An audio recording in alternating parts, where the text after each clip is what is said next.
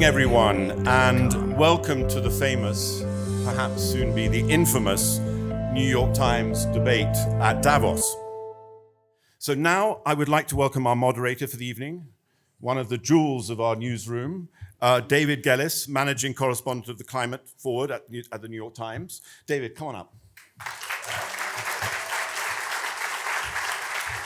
And David, before I get into the rules and do the autocrat bit, could you just help frame the debate for the audience? Thank you. Thank you. Good evening, everyone. You're going to get a lot louder than that tonight. Let's try that again. Good evening, everyone. We're getting there. Okay. The motion tonight is not just provocative, but it's concise. It's one short sentence, but it's extremely consequential. Is it time? Time for the U.S. to step aside. Now, during a week like this, you might be forgiven for thinking that this debate is already behind the times. Immediately upon taking office, on Monday, President Trump signaled his intent to withdraw the United States from the Paris Climate Agreement. He did the same, signaling his intent to withdraw from the World Health Organization. He closed the southern border and announced measures to crack down on immigration. And for months now, President Trump has signaled that he may wind down military support for Ukraine. U.S. leadership on global crises that affect everyone appears to be out. America First is now in. A quarter of the way through the 21st century, it seems fair to ask, has the U.S. already stepped aside? And even if it hasn't already, should it? Many would argue that with its interventionist foreign policy, its promotion of winners-take-all capitalism that has exacerbated inequality, exports that have caused physical and mental harm around the globe, the United States has simply lost its credibility on the global stage. And yet, consider a different set of facts and a very different picture begins to emerge. Even before he took office this week, President Trump's team helped finalize a truce in Gaza. We already see a newly assertive foreign policy coming out of the White House with President Trump's promises to seize Greenland and the Panama Canal. And in case you haven't heard, I know it's been a busy week here, Canada is now officially the 51st state. Moreover, the United States economy, for all of its complications, remains the envy of the world, with unrivaled innovation and growth. Now, seen through that lens, the United States is perhaps more relevant than ever.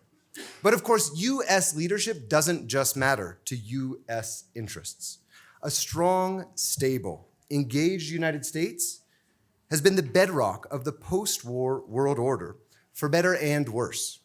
Multilateral institutions, from the United Nations to the World Trade Organization to the multilateral development banks, rely on the U.S. for funding and for credibility. And at this critical moment in human history, when the planet desperately needs leadership on urgent issues like climate change, the threat of pandemics, and the rise of artificial intelligence, one can reasonably make the case that now more than ever, the U.S. must lead. But can it? Is the U.S. still best positioned to lead the world? Can it be counted upon to rally the international troops at moments of crisis and truly deliver a sustainable future for all? Or is it time for the United States to take its last bow and make room for other nations to step in and reshape the global stage in their image? It will be up to our debaters to make the case for and against this motion, and it will be up to you to decide. Stephen, where are you? I'm here. I think, David, that was a fantastic framing, and I think it sets us up really well. Should we get our debaters up? Let's do it. Let's bring our teams up to the stage. Please take a seat.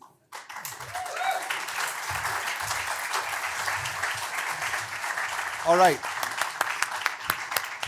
A very quick round of introductions. Full titles will be on the screens behind you. On your left, we have the for side, making the case that it is indeed time for the... Aaron's American, by the way. That is it in time.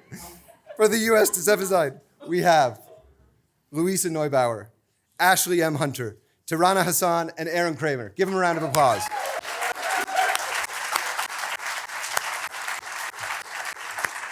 And on your right, on the against sign, making the case that it is not time for the U.S. to step aside, we have Sian Bailak, Camila Camilo, Agnes Karamar, and Jeff Nussbaum. Welcome.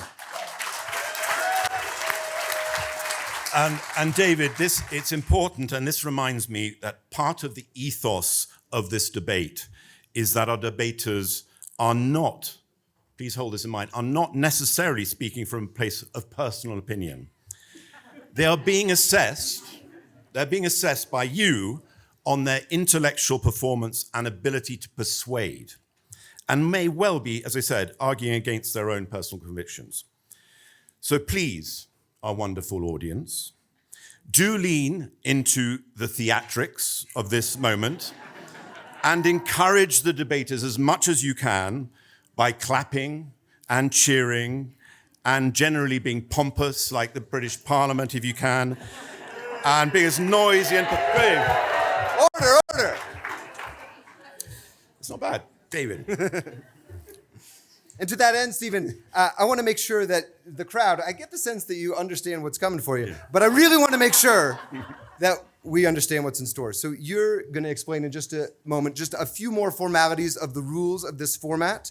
But the upshot, as I've said, is that it's going to be up to you, the audience, to determine our winner with our highly scientific New York Times applausometer.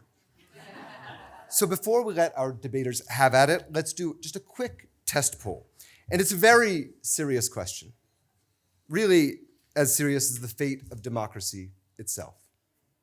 Beyonce or Taylor Swift? Yeah. Okay. If you favor Beyonce, let's hear it.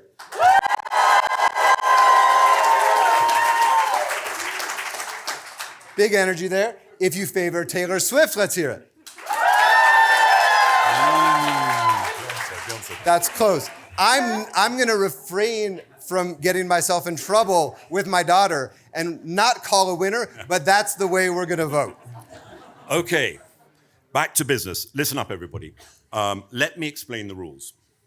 The first debaters from each side of the motion will come up and stand at their respective podiums here. The team members for the for team will speak first, followed by the against team.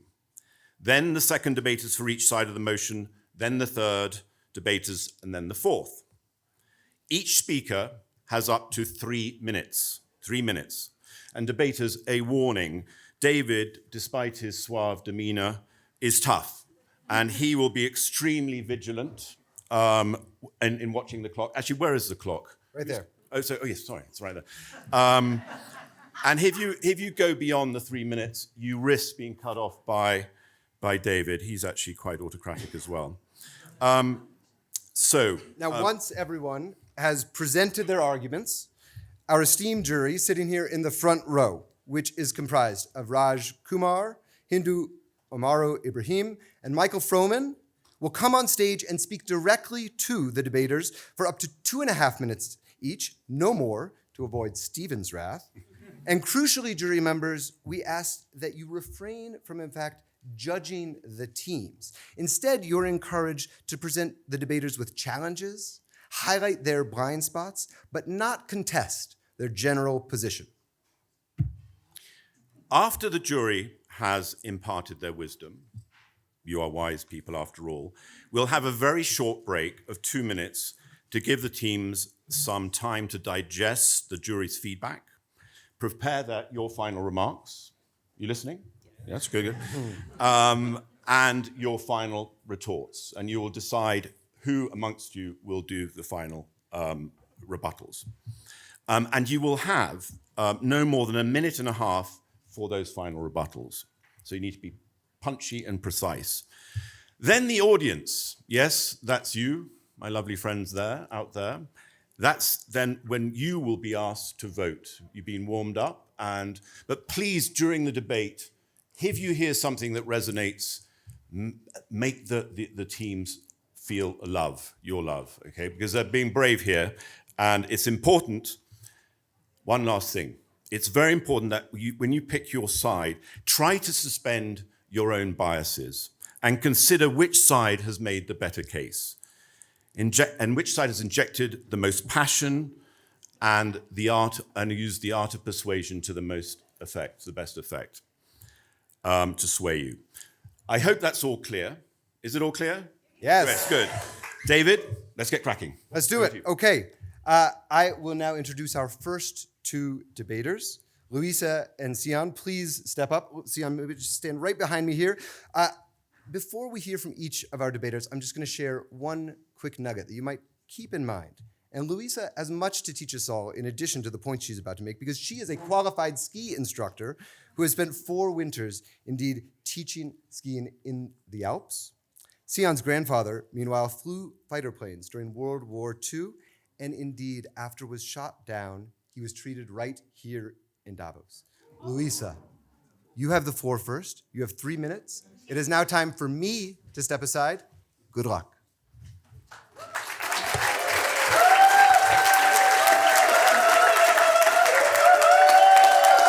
Thank you. I believe my time is running, so we're going to get started. Ladies and gentlemen, welcome to tonight's debate.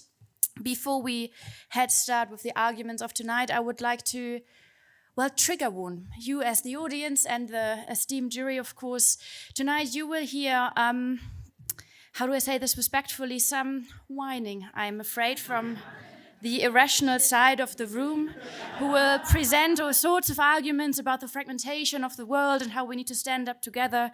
There's going to be talks about geopolitics and crisis, and I'm afraid someone will bring up China.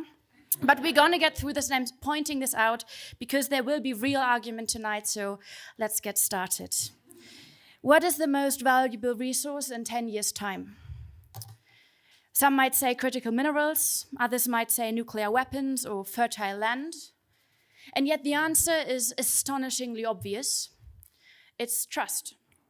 It is trust in systems and institutions, trust in the rule of law, trust in international democracy and human rights, trust in science, trust among people and between people and its state.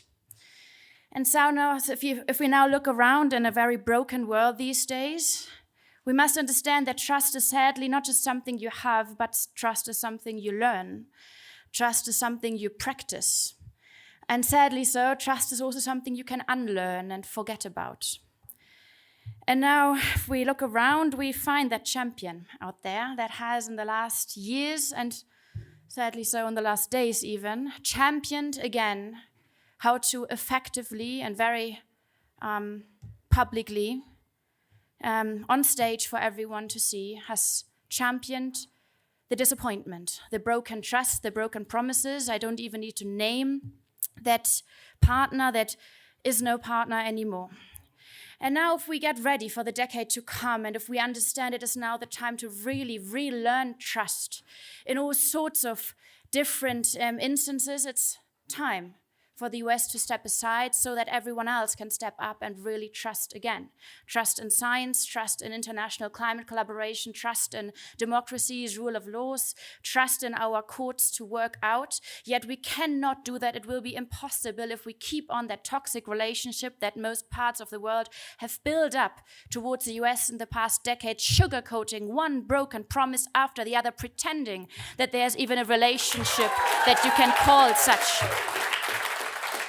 And as the times go on, we want eventually to unite again, but for the moment we call on the US to step aside. It's time for real trust to emerge, and we cannot do that with that partner right now. Thank you.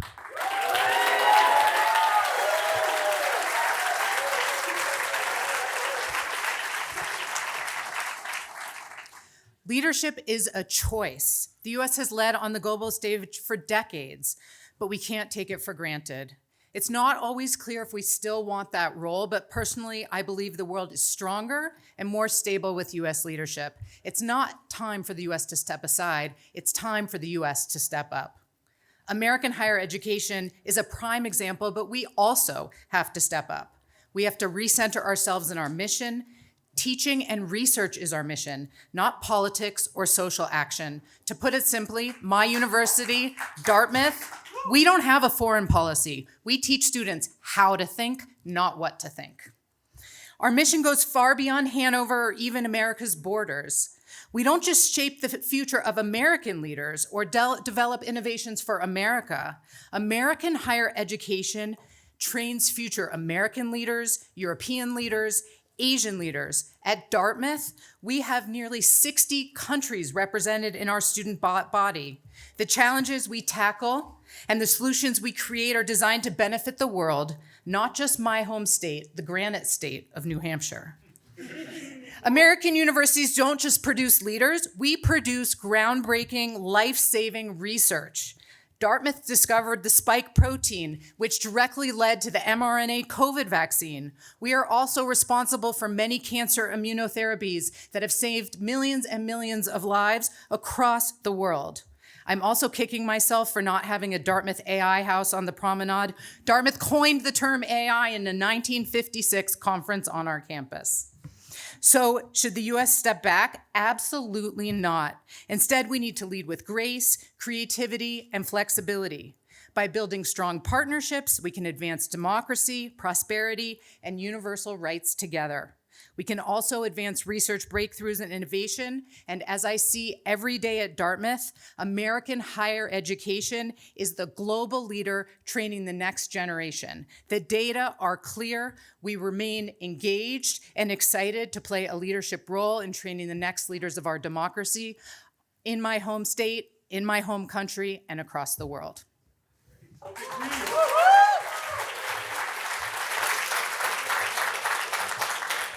Thank you very much. Thank you very much, both. A provocative first pair of debaters. So you may say thank you, has the US lost the world's most valuable resource? A great framing for us to consider, trust. Or is the US poised not to step aside, but to step up? We'll see. Let me welcome to the podiums our next set of debaters. Ashley, give him a hand. Ashley was in the final audition for the Mickey Mouse Club with Britney Spears. We know who won.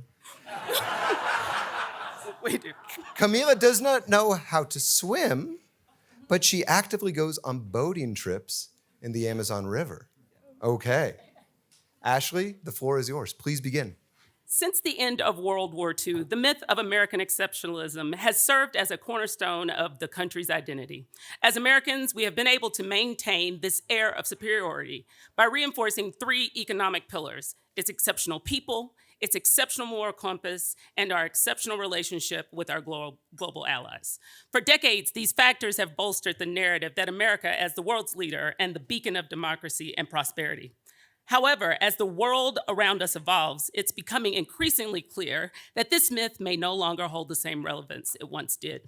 One of the clearest signs of America's changing position on the global stage is the decline in health outcomes. Today, the US has a median life expectancy of 79.46 years, which, while still relatively high, is already being surpassed by other nations. Notably, China's life expectancy has steadily risen to 78.02 years, and is expected to overtake the US by 2044, with projections reaching 82.4 years. As other nations invest in public health, education, and technology, America's failures to prioritize the issues will undermine its long-term competitive advantage. The second pillar, American exceptionalism, it's moral leadership. In the world through foreign aid and global alliances has already begun to fray. At its peak, American foreign aid represented 3% of GDP during the Marshall Plan. However, in recent decades, foreign aid has dwindled to less than 0.33% of GDP, reflecting its growing disengagement with global challenges. Finally, America's pivot towards isolation. Since its growing reluctance to support multilateral institutions and alliances like NATO signals a retreat from the global leadership role it once played. The US has increasingly signaled that its interest lies in consolidation and protectionism, often at the expense of international cooperation. The economic consequences of this isolation turn are clear. Tariffs and trade barriers, 51 billion annually, based on the US tariffs. FDI reduction, decrease in capital flow and economic growth, estimated at a range between 38 and 57 billion annually. Loss of dollar dominance, 165 to 330 billion in increased national debt and interest. America's had a remarkable run. 126 years as a dominant world power is no small feat. But the future will likely require new forms of leadership, cooperation, and humility. The myth of exceptionalism has served its purpose, but it's time for a more honest reckoning with America's place in the world. Thank you.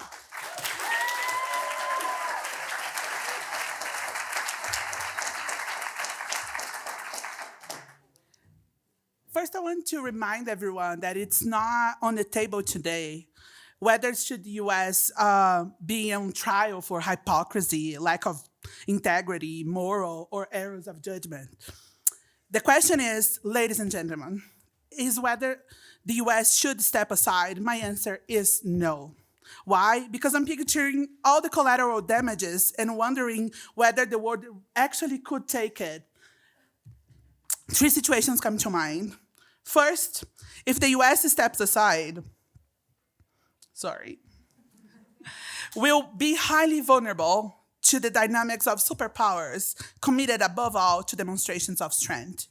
Without an overt demonstrations of its moral leadership, the US will soon find itself running around the global stage not as a leader, a hero, or peacemaker, but as one of the many superpowers in a boxing ring, flexing their muscles while issues important like climate change continue unaddressed. Second, the country is still deeply dependent on the US will suffer even more. The US currently still is 24% of the global GDP, and it is the largest contributor of the UN. No matter which way you slice the cake, its resources is critical to keep resilience in poor countries. Even under a chaotic conditions like first term and Trump first term and maybe the second one, bipartisan works. American pragmatism works. And no matter how cynical this sounds, part of that pragmatism is protecting America's image as the global caretaker. Even Trump might not be able to let that go. He just called himself a peacemaker, which they are now, right? Third, if the US doesn't step up now on climate change and clean energy transition, it's only a matter of time the other forces take over and seize control of those markets and impose their own economic and ideological ideas that we don't know how to do it. Which, as we know, are even less likely the US to prioritize vital issues like climate justice, indigenous rights, biodiversity, and adaptation. In 2023, the US pledged $500 million to the Amazon Fund, recognizing that leadership in environmental discussions and preservation it's all about partnership, not just dominance. And no matter, they also partner with the Arctic nations to monitor ice loss and protect ecosystems, balancing national interests and international collaboration. In fact, I'm here with the delegation of the Arctic Base Camp. Thank you, Camila. Do you want to hear me? Do you want to hear me finish? I know all of you in the U.S. institutions can write. Stephen said it and we meant it, our first offender. Thank you very much. Now, is declining health a sign of a nation in decline? Or are the consequences of a U.S. withdrawal simply too great to risk? More food for thought. Let me welcome our next set of debaters to the stage, please. Now, before diving into the world of human rights, Tirana nearly hosted a children's television show, uplifting topic, and despite being French, Agnes does not drink wine and is not also a fan of sauces in most dishes. Tirana, the floor is yours. Thank you very much, ladies and gentlemen. My esteemed teammate talked about trust. But it's not just America's new president which is eroding trust. Trump or no Trump, the US is facing a crisis of credibility. The world had trust issues well before Trump got re-elected. It's trust issues not with America, but American leadership. To the rest of the world, his return to office is somewhere like some sort of political nightmare Groundhog Day that is being inflicted on the rest of the world. Because it's not just a failure of governance, it's a complete trust implosion.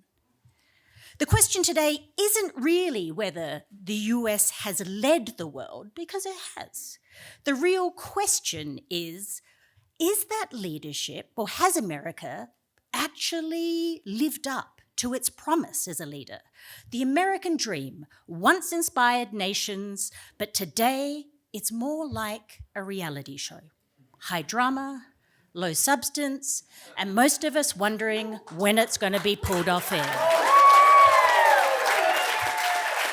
So consider this. A country that can leave a man on the moon, but it can't guarantee healthcare for its citizens. A nation that lectures the world on democracy, but carves up its voting districts like a monopoly board. A supposed champion of women's rights, where a court decision wiped out abortion protections faster than TikTok came off your iPhone and came back on. Ladies and gentlemen, these aren't just problems, they are the national punchline. And it's not just Trump, it's the hubris. It's the belief that global progress must always flow through Washington, even while Washington is tripping over its shoelaces on the global stage. So whilst the US argues over whether climate change is real, Europe is out there building a Green Deal like it's assembling IKEA furniture. And then there's Africa. It's leading innovation. Kenya's mobile banking revolution, Nigeria's fintech boom. Southeast Asia. It's on its way to become the new economic engine.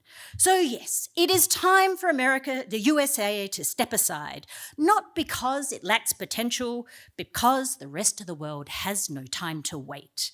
If the US wants to remain remotely relevant, it must step aside, not because it doesn't lack the capacity to lead, but it no longer has the credibility to.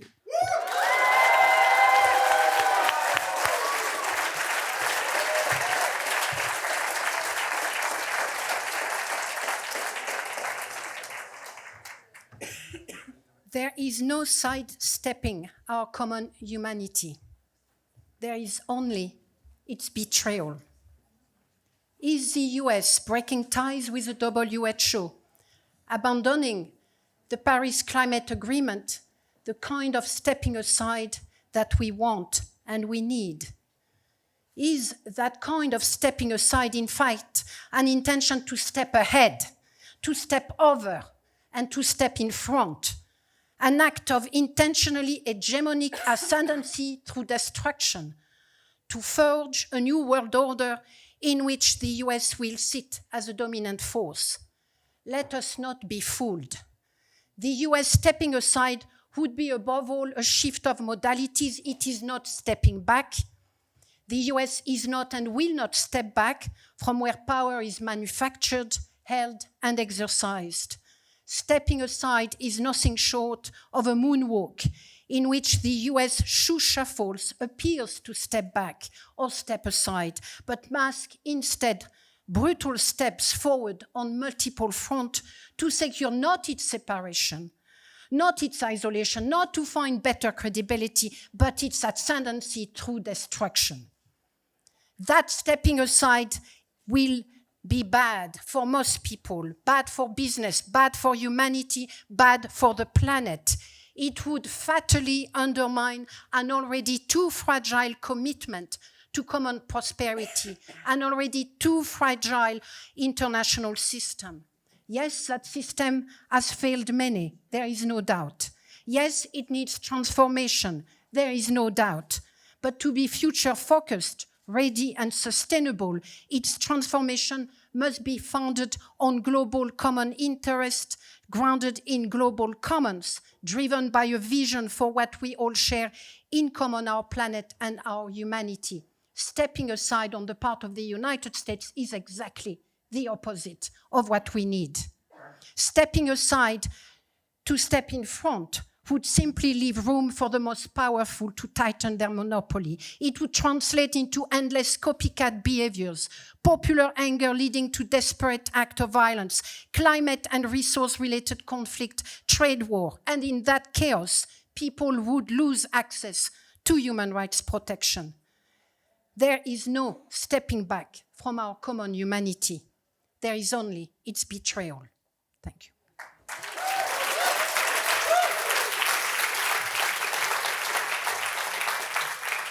Thank you both. I don't know that I will ever be able to think of my own home country again in the same light, having considered it as a reality television show that needs to not be renewed.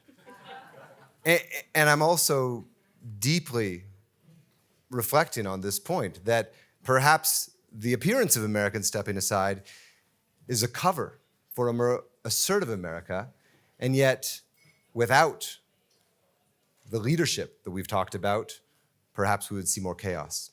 It's now time for our final set of debaters. Please come to the podium, gentlemen.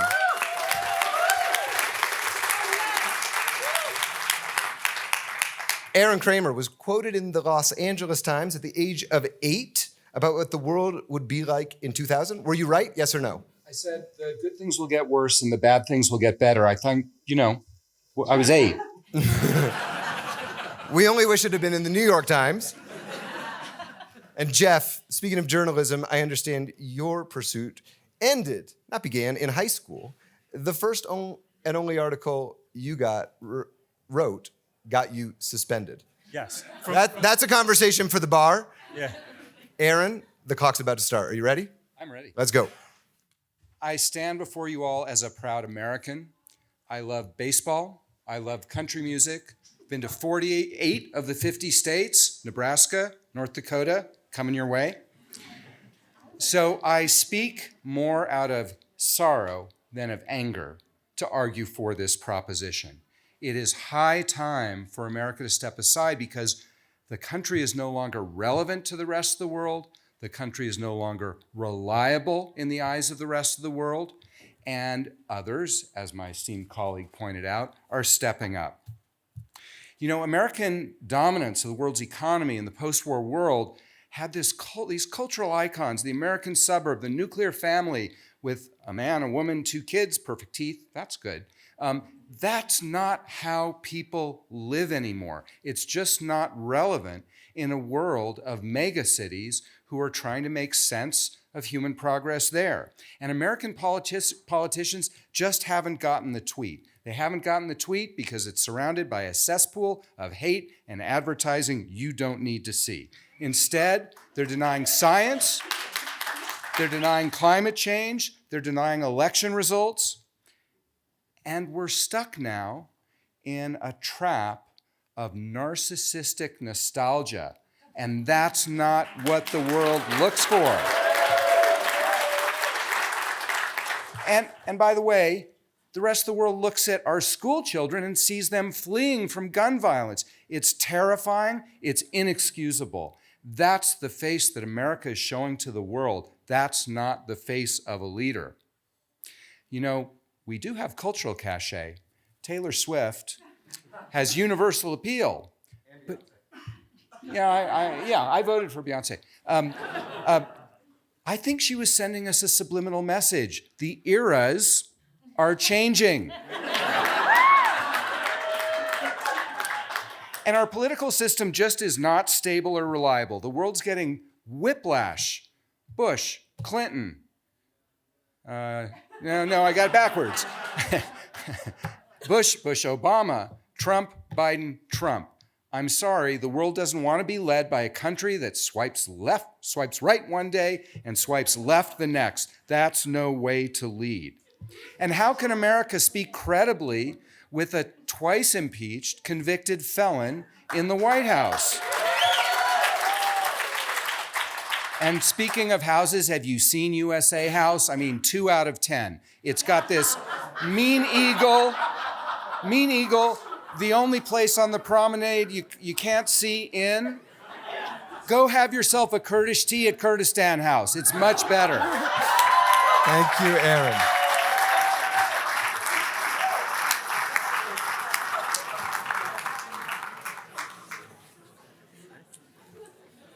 So just before getting on the plane to get here, I attended the opening of the Michael Milken Center for Advancing the American Dream, which sits across from the street from the White House. And in many ways, it is the perfect metaphor for America and the argument our team is making. Because the definitive Center for the American Dream is funded by a previously jailed billionaire, and the top floor is literally an exclusive members-only club. My point is that America's external narrative doesn't always match the way it operates. It never has, and in this moment, that's a good thing. I'm only somewhat loath to say this in front of these esteemed journalists, but what's important is not to follow the headlines, it's to follow the trend lines. Yes, the American rhetoric is around disengagement, unless you're Panama, in which case you're gonna get much more engagement than you bargained for. But the trend line is around engagement, involvement, market dominance, and indispensability.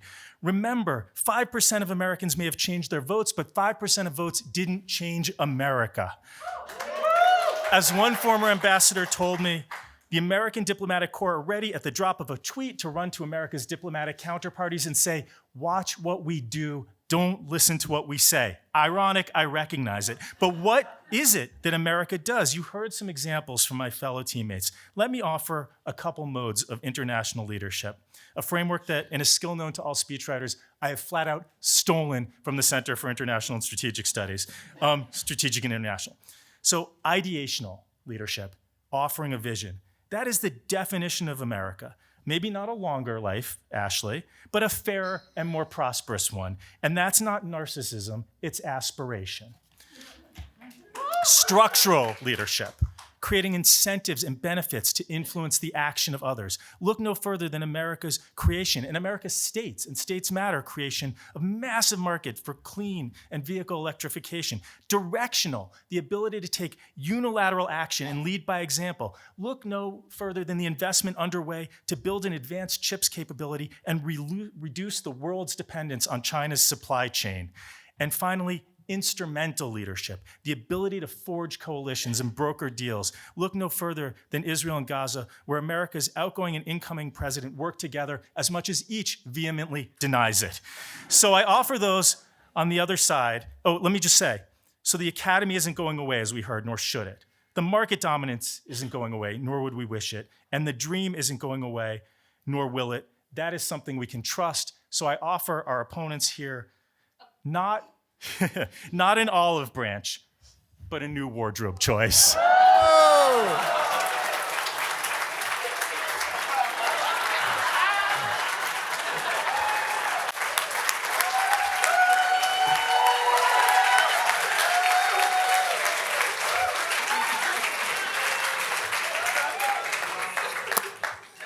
Props were allowed. Well, I confess, after hearing our debaters, I am also conflicted. I'm a proud American, and I'm also at times ashamed of some of the things going on in our country. I know what happens when America steps up and really leads in the best possible way. And we've all also seen what can happen when the United States leaves the scene and doesn't take care of those who most need its help. To help us make sense further of these debates and this provocative motion, I welcome to the stage now our esteemed jury. Please come on up and watch your step.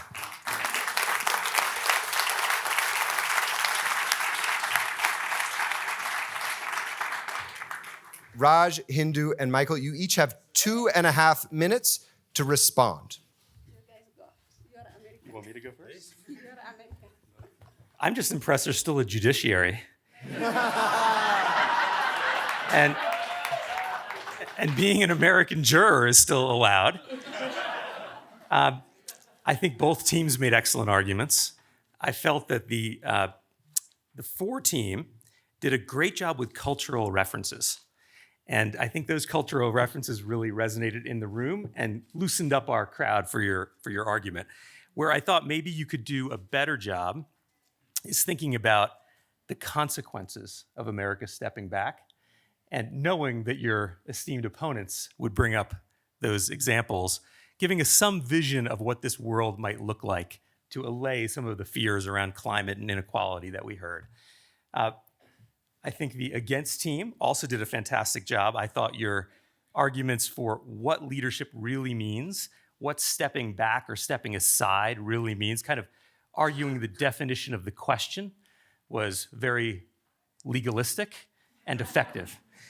I think you did not give to us enough boogeymen. You know, you mentioned China. We didn't hear about Russia as an example. We didn't hear enough about criminal networks. I think there could have been more boogeymen presented to scare us a bit into your position. With that, I pass it to my fellow jurors.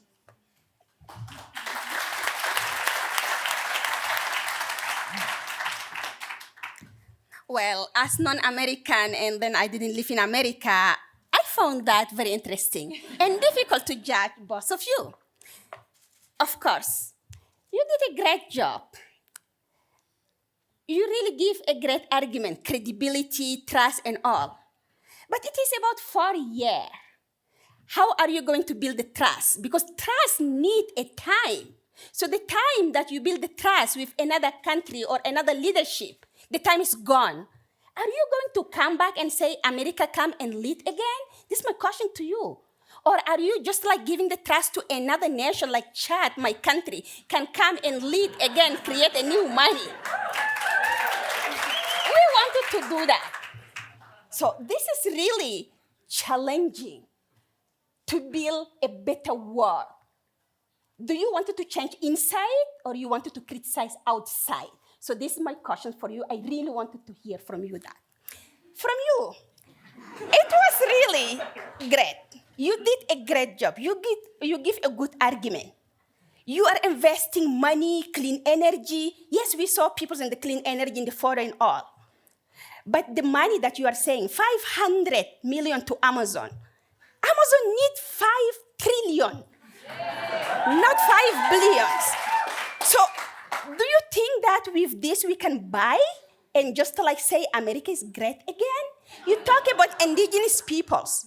Indigenous peoples trusted American. They kicked them out from their land and now they become slavery and begging the American to get their land back. So are you really negotiating with indigenous peoples? Is that right? How are you doing? And you say industry and you wanted to build a relation with another country, etc. But do you think that the peoples wanted to build a relationship with you? And again, just to let America be the first and they are behind and just running and begging? How you can build the equity, the justice? Those countries also can feel they are powerful. They are building the world together with America, but not just to accepting America leading and they are behind and running after America. Not only the dollars won, but let's have euros safer in my country. Let's have another currency to thrive and go up. So I wanted to hear it from you.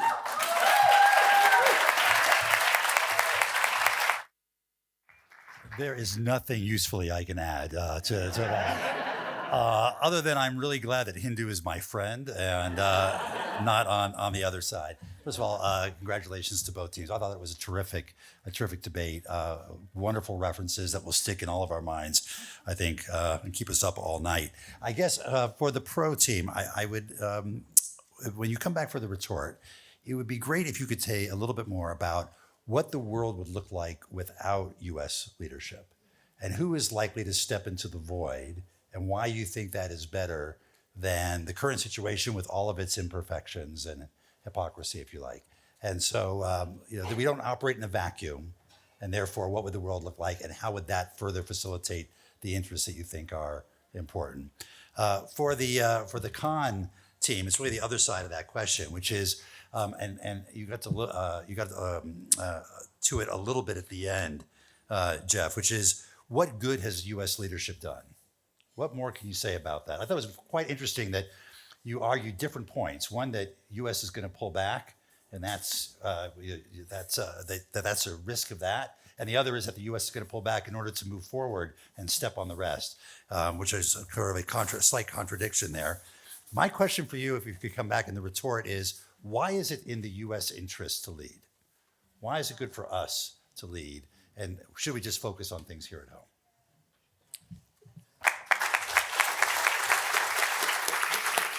Thank you very much, Raj, Hindu, and Michael. Thank you so much for those insights and reflections and provocations. Here's what's going to happen now. We have just a few minutes, and we're going to give our two teams a brief pause to consider those helpful remarks, confer, get ready to give a final statement, which will happen in just a moment. We're going to play a short video. You guys can chat, come to your own conclusions about which side is perhaps in the lead. And in the meantime, I'll invite people who are standing to fill in some of the empty seats, which may have opened up. So a few minutes on the clock to come up with your final arguments. We'll be back in a sec. Okay, we're gonna mix it up. We're gonna mix it up a little this time. Instead of letting this team go first, we're gonna let this team go first to mix it up. Each has had time to reflect. They were just whispering, the underdogs. Each has had time to reflect on the other side's arguments, on the judges, the juries, judge and jury. I just empowered you. We may be headed there, who knows, on their reflections. And we're gonna give you only 1.5 minutes to make your final argument. Jeff, the floor is yours. All right. The judges asked, what has America done? Well, America is the architect of the global system. And if you've walked down the promenade, that's exactly what you see. That is the world America helped build. America has brought the world, we were asked, what has America given? Safety, technology, cures, all to be shared, all shared with the world. And how many global leaders went to US institutions? So we've given the world its leaders, its cures, its technologies, and will continue to. And one of our opponents here argued that America's debt is a weakness, but I would ask you, what is that debt purchased? It's purchased at home in America, decency, healthcare, old age care. Around the world, it's helped to purchase democracy, right? It's purchased infrastructure, and it has purchased a military that is keeping the world free, has armed Ukraine, and is fighting off tyrants around the world. Finally, I will say that the judges really wanted a little more pop culture from us. We get it, right? But what was the opening question you offered? Beyonce versus Taylor Swift. That is also something America has given the world. It's cultural conversation. And so let me close with the words of Taylor Swift. Yes, world, we are getting back together. Thank you.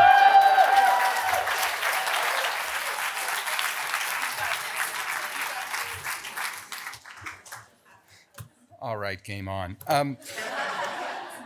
Esteemed jurors, I would like to suggest, respectfully of course, that the premise of the question, what will happen if the US steps aside, is missing the point. The US has stepped aside. David Gelles has already said that. That's the world we're living in right now.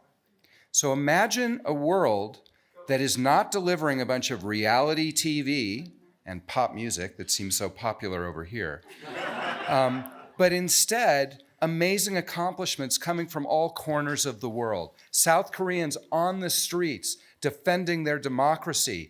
Bangladeshi students demanding a change of regime and achieving it, and enabling a great, widely respected global leader to assume office. The European Union is setting the pace in terms of the rules for markets so that we can shift to a more just and sustainable world. Qatar was the key mediator in resolving the Israel-Gaza conflict. So we are living in that world. The sole leadership of the United States is no more relevant to the 21st century than if John Wayne were to ride in on his horse and get all the varmints and bad guys out of the Wild West city. It's a new world. We need new leaders. We have new leaders. The US can participate, but is not the leader.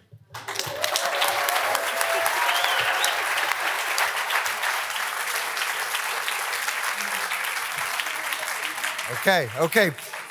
Provocative closing arguments from both sides. I was conflicted, but I actually sort of know which way I might vote, if I were to vote. But I'm a journalist. I don't tip my hand. It's up to you. It's up to you to decide the answer to this motion. Is it time for the US to step aside? First, give it up for the four team if you believe it is time for the US to step aside. Let's hear it for them.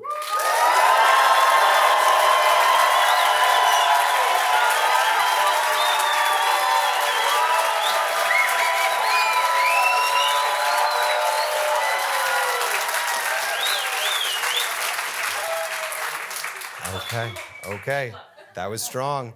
And for the against side, if you want the US still leading on the international stage, let's hear it.